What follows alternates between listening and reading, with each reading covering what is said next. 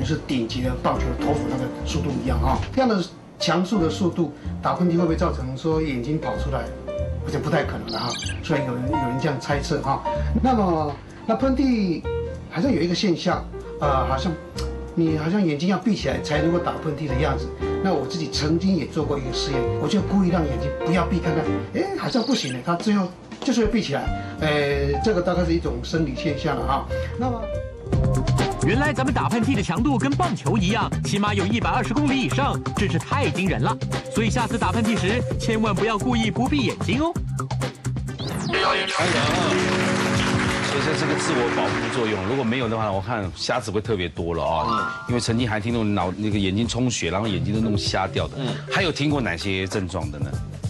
我有。你那个我妹妹她就打喷嚏就脱臼，她这个肩膀。多严重？一个打喷嚏是这样的。我们知道整个耳鼻道其实是互通的。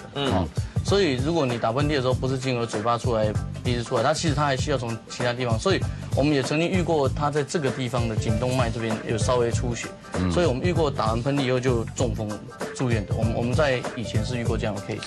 那如果真的要碰到打喷嚏，当然临时来就来不及了。但是准备的话，要做好什么样的准备？至少你口不要捂着嘛，因为不要把那个唾液之类喷到别人地方去。这样。对，但是不要捂太紧啊，就像我们之前还有一个那个教战守则，不是说你擤鼻涕的时候一定是擤单边嘛，对不对？那个其实跟打喷嚏一样，对，就一次一起擤单边。如果你两侧一起擤，那个真的耳膜有些人会发炎，而且通常你会擤鼻涕的时候是在感冒的时候，所以如果你两侧一起擤的时候，那个有脓的那个鼻涕往回走到那个耳咽管去的话，它就在里面形成中耳炎。